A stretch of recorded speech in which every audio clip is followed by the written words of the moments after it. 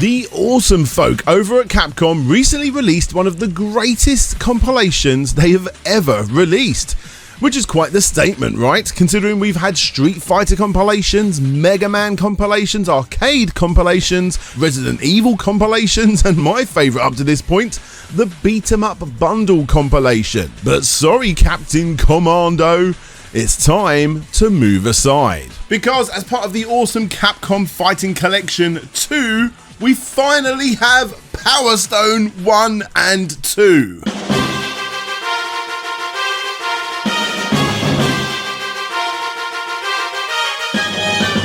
And 6 other titles from Capcom's history too. I couldn't be happier that this collection exists. And you know what's even better? Capcom are paying me to say this. Yes. I know what that sounds like. Yes, Capcom are sponsoring this video, but it's the truth. I already made a video talking about how much I adore these games, which wasn't sponsored. They of course saw that little retrospective, liked what I had to say, and are now sponsoring me to talk about all of the games found on this collection. For the record, this isn't a review. I mean, of course it's not a review, it's a sponsored video. I did find a roundup review thread over on Reddit that went into all of the different reviews that they could find, and spoiler alert, everything's 8 out of 10 or up.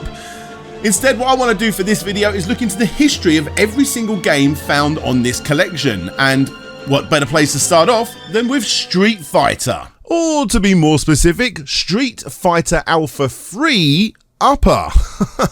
Now, the Street Fighter series can be a little daunting to newcomers. We all know that Street Fighter 2 is the fan favourite and that game has multiple spin-offs of its own. So where does this one, or to be more specific, the Alpha series, fit in?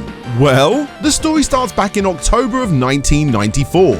Street Fighter had been doing more than well with its multiple sequels. However, as much as the fans gobbled up every single new release, deep down, they all wanted to see the next big evolution of the series. Street Fighter Alpha was, well, it wasn't exactly Street Fighter 3, it was actually more Street Fighter 1.5, even though Japan called it Street Fighter 0. Let me explain. You see, Street Fighter 2 and the majority of its sequels ran on Capcom's CPS-2 arcade board, making the older CPS-1 board a little outdated.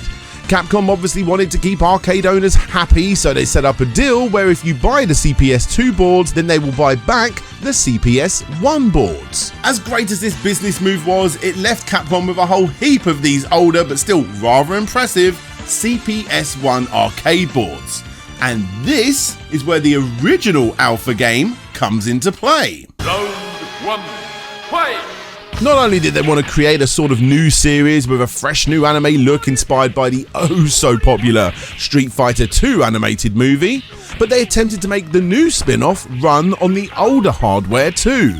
In the end, they created 2 versions, for both the CPS-1 and the CPS-2, and as you may have guessed, Street Fighter Alpha 3 is the 3rd mainline entry in this spin-off series, and this upper edition is the final version of that 3rd and currently final entry. In other words, it's the latest game in the Alpha sub-series. It all depends on your skill! Go for broke! Released for the first time outside of Japan, this release, just like all games found in this collection, includes both the English-speaking and the Japanese-speaking versions. What you have here is a rather impressive entry that, depending on who you ask, may just be one of, if not the greatest 2D entry in the Street Fighter series to date. Created by a mishmash of people at Capcom, the game takes cues from several fighting games, including, of course, Street Fighter 2, but also Darkstalkers and even SNK's King of the Fighters series. You win! The ISM fighting mechanic helps keep the series fresh, and not only that, it separates it from most fighting games within Capcom's big roster. I've spent quite a lot of time on this release specifically, but the reason for doing so is to emphasize that this isn't just yet another Street Fighter spin-off. It's a unique entry that is most definitely worth exploring. Up next, we take a look at 2 Capcom vs SNK titles. Now, the history behind these games is a lot more basic than before. Of course, the dominant fighter during the early to mid-90s was Street Fighter II and its many variants, but that didn't stop plenty of competitors from trying to take a slice of the pie. And within the hardcore 2D fighting game scene, SNK's King of the Fighters was without a doubt the biggest competitor. Obviously, as you can imagine, playful banter spread across the arcades arguing who did it better, so much so that when Japanese magazine Arcadia put King of the Fighters vs Street Fighter on its front cover, wild speculation began to spread that this may actually be a game that's being developed. So much so that it actually got the ball rolling. And eventually we got several Capcom vs SNK titles, and those two rival groups could finally find out who did it best. Round 1, fight. In this collection, we have not one but two titles from this franchise: Capcom vs SNK Millennium Fight 2000 Pro and Capcom vs SNK 2 Mark of the Millennium. Again, these are some of the most well-respected 2D fighters of the era. A couple of fighting games that allow players to choose between two different fighting styles, those being based on more typical Capcom and SNK mechanics, and just like before, thanks to the rollback netcode, you can play these games online. You've got filters, quick saves, and one huge feature that I personally love about these collections that Capcom release is the museum mode that provides posters, design documents, concept art, all that good stuff. It really does make the collection a must for fighting game fans. Personally, I was going to be getting this for the Power Stone series. I adore the Power Stone series, and when I've been looking online, everyone seems to be getting this collection for a different specific game. And that's what makes this collection so great. There is literally something for everyone, and then several other games to explore too. Actually, let's take a look at those Power Stone games, shall we? Challenge 1. Are you ready? Action! Originally, the two entries in this franchise were released in the arcades and more commonly known by gamers on the Dreamcast. Look up any top 10 list and it's likely that one, if not both of these games will be on there. As stated, I've already covered this franchise's history in another video, so I'm not going to be repeating myself here, but what I do want to do is explain why so many people, myself included, love the Power Stone series. Firstly, these are the most different games on this list. Yes, they are still technically beat-em-ups, but they're done in a small 3D-like stage that allows the player to run around, pick up weapons and attack their opponents, either one-on-one in the first entry or by playing with up to 4 players in the sequel, which obviously is the best way to play, and once again, thanks to being able to play online for the first time ever, finally you have the option to do that every time you play in this release. Regardless, what makes Power Stone stand out is thanks to its Power Stone mechanic. Desperately running around trying to collect the free Power Stones yourself and quickly attacking your opponent, forcing them to drop theirs. Once you get free, your character will then go supernova for a few seconds, forcing all other players to run and dodge as you have the ability to perform several actions that can take out huge chunks of their health bars.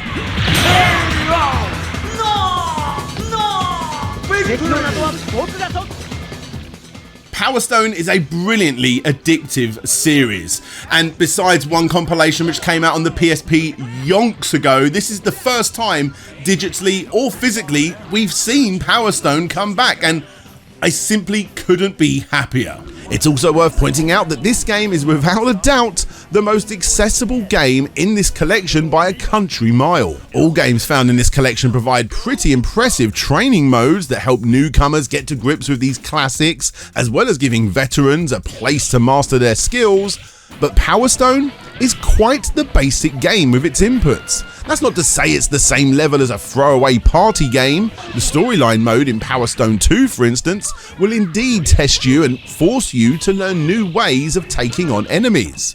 But still, the learning curve is without a doubt significantly reduced with these titles. Now, with Power Stone being the most dissimilar game on this entire collection, let's look at the game that has the most obscure amount of characters in any game on this collection. Let's have a look at Capcom Fighting Evolution. Round 1. Fight! After the release of Capcom vs SNK, which again, depending on the sort of gamer you are, may just be the sole reason to get this collection, several team members from SNK moved to Capcom after a few not so great decisions at the company. With this new influx of employees, they decided to bundle together multiple assets from multiple Capcom games, and well, that's quite literally what this is.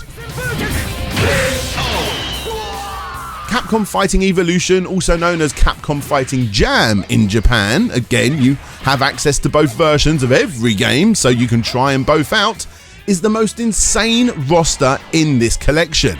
Characters from Street Fighter 2, Darkstalkers, the Alpha series, Red Earth, Street Fighter 3, as well as an original character too. The end result is a seriously bizarre mix that, if you're a fan of Capcom fighters, will no doubt be quite interesting to go and explore. Honestly, there's very little else to say about this one, so let's go look at the final 2 games on this collection, which are both 3D fighters. Round 1. Fight! Project Justice and Plasma Sword are again 2 games mostly known for their existence on the Dreamcast. These early 3D fighters provide a glimpse into a very specific time in Capcom's fighting game history, taking cues from the classic 2D beat-em-up games of old that Capcom of course championed, and bringing that style into a 3D space. Easier said than done. Plasma Sword is the sequel to the often overlooked and very first ever 3D fighting game the company put out on the PlayStation 1 called Star Gladiator, and for those that don't know, that game was originally pitched to be an official Star Wars game. However, when that crossover deal didn't go ahead, Capcom went ahead and made their own space opera themed fighter, and this is the sequel to that result. And as for Project Justice, this was a sequel to Capcom's answer to their first 3D fighting game, Star Gladiator. What I mean by this was that Star Gladiator, again, was the first ever 3D fighter the company made, and by this point, the company was more aware on how to create these sort of games. Rival Schools was the result of this, and Project Justice, also known as Project Justice Rival Schools, is the sequel. Yes, this is a Rival Schools game, and for anyone out there that knows what they're talking about when it comes to early 3D fighting games, you'll understand why it's so important to have this game in this collection. Once again, to the right sort of fan, this may be the sole reason to get this collection. A game series that is so well respected that in some cases it draws more of a crowd than some Street Fighter games released at the same time.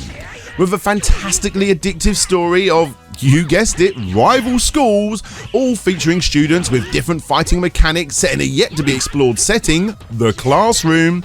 The Rival School series has some of the best characters in any classic Capcom fighting game to date. So yeah, that's a little bit of history based on every single game found on Capcom Fighting Collection 2.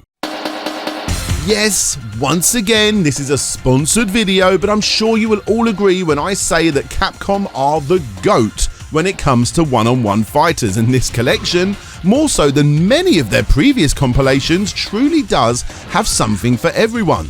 The physical version includes an exclusive comic book.